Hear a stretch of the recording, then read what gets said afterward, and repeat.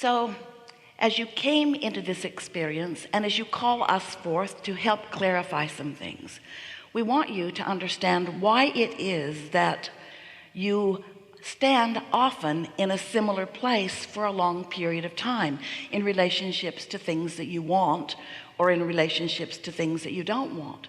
We want you to understand that your attention to a subject is a practicing of a vibration of it, and that when you give your attention to something for just a little while and then you return to that again and again and again, as you continue to think a thought, wanted or unwanted, about something or someone or about yourself, you develop beliefs. A belief is only a thought that you continue to think, that represent a very strong part of your point of attraction that you just can't get around. In other words, the universe is delivering to you all day, every day, evidence of what you think. Well, now many would say, well, then that's good, because what I believe is true. In the early days when Esther began receiving us, she was very excited about the idea of now being able to sort out what was true and what was not true. And we said to her, Esther, it would be better if you would realize that when you believe something, whether it is wanted or not, it's only a practice thought that will keep proving itself to you. So the proof is because of the attention to it, not because there's some greater consciousness or greater good who is in agreement with this. There are all kinds of things that are true that you do not want to live and don't need to live, but your attention to these things that you pronounce as truth and therefore worthy of my undivided attention holds you in holding patterns that you need not be in. So the way it works is, when you have a personal experience and you identify that you do not want something, you emanate a vibration about what you do want, even if you are not clear enough to say it in words. And we've been calling that step one of the creative process, because when you know what you don't want, you know what you do want, and in knowing what you do want, you are literally asking for the improvement, asking for what you do want. And when you ask, it is always given immediately, because the non-physical part of you, what you call source or God, is focused with you upon what you are asking for. So there is a huge vibrational influx of attention to your newfound desire. And the point of attraction of that newfound desire really gets goosed up in a powerful way once you have consciously identified that you want something. So then what happens? That's the part that we were talking to you about just a minute ago. So now you've got this desire that law of attraction is responding to in a very powerful way. And the source within you is standing there with that new desire. The question is, what are you doing with your thoughts moment by moment, conversation by conversation?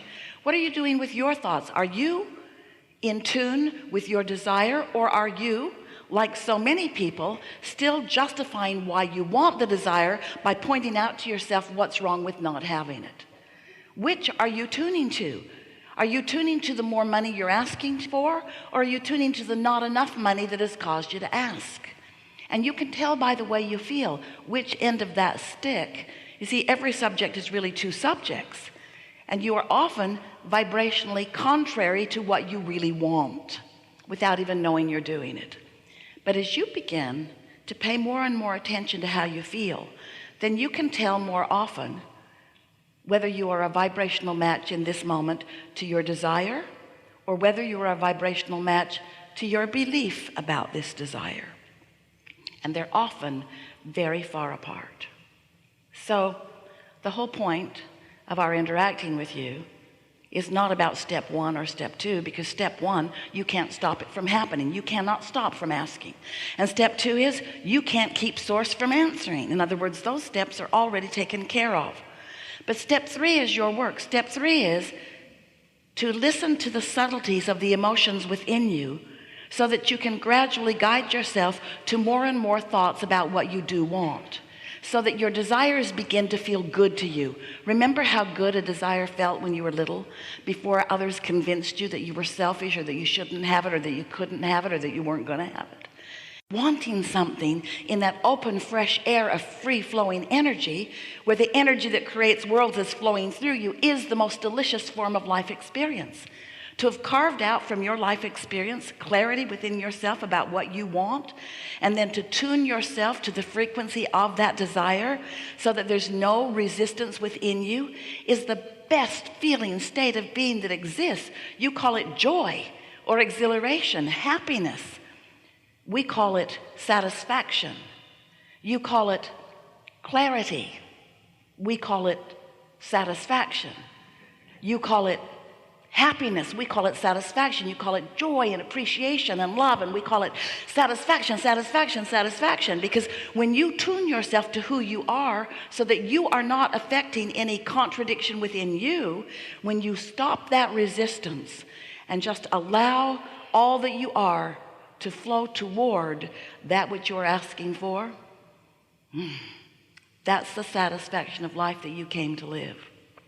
Often you say, I came to be of value to others, and we say, we know you came for that satisfaction. I came to uplift others. We know you came for that satisfaction. I came to help others. Yes, for that satisfaction. Sometimes we are accused of teaching you selfishness, and we say, it's true, we do. Because if you are not selfish enough to really care, in fact, nearly to only care about how you feel, then you will not figure out the subtleties of these energies, and you will not tune yourself to the wholeness of who you are. And you will, by default, not meaning to, you will practice a lot of vibrational resistance, and you will work against yourself day after day. Imagine that you are a train on a very flat plot of ground, and that life shows you that you want something, and that's like putting a strong engine going in the direction of your desire.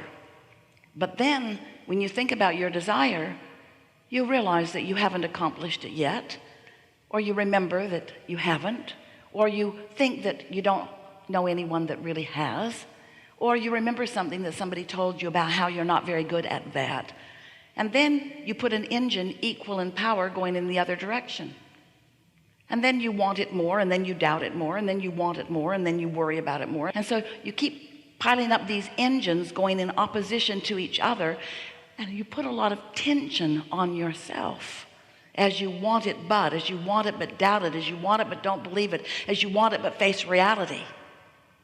And that's the thing that we really want to talk about, because this reality that you are observing is really old news.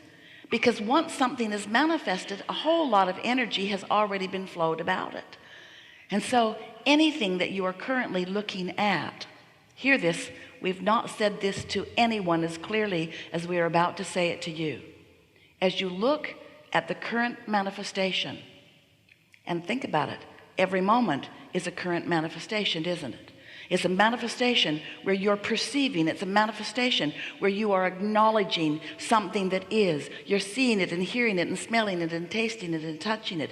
In every moment that you are doing that, you are launching new rockets of desire. In every moment, there is resistance that you are observing, which is giving you the basis for the continued evolution and expansion that is you. Did you follow that?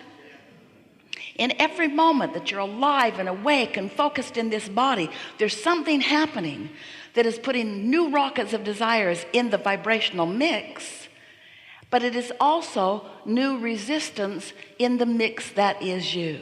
So just being alive and in this body makes you prone, and we love you so much for this very thing, prone to dealing with resistance. You just can't help it. It's a good thing, not a bad thing. It's the platform from which desires are born. You knew it when you decided to come. You can't get out of it. Stop trying. It's just the way that it is. But you intended to spend a much smaller percentage focused in the now reality in the resistant phase.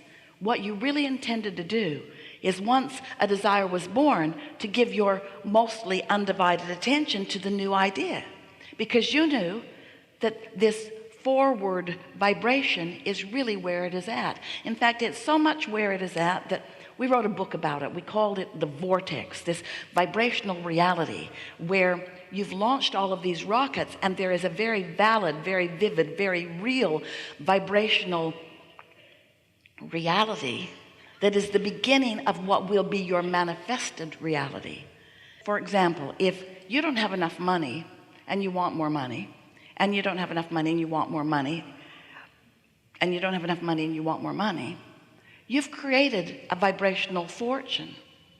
And then you say, okay, Abraham, so how do I get it out of the vibration and into the bank? And we say, here's how. You tune to the vibrational frequency of the currency rather than to the vibration of the not enoughness that you may be living. It's about choosing which feels better, putting your words and attention and thoughts toward what feels better until you've practiced that vibration enough that there's a sort of flipping in your vibrational nature. It's like the tipping of a teeter-totter on a fulcrum, where you find yourself feeling more prosperous than you formerly were feeling less prosperous.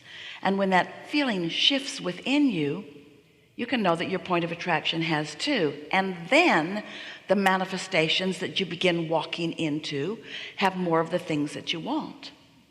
Have you ever wondered how it is that things get here? There's no pipelines trucking them in, no spaceships zooming in and dropping off new contraptions. There's consciousness, and there's attention to subjects.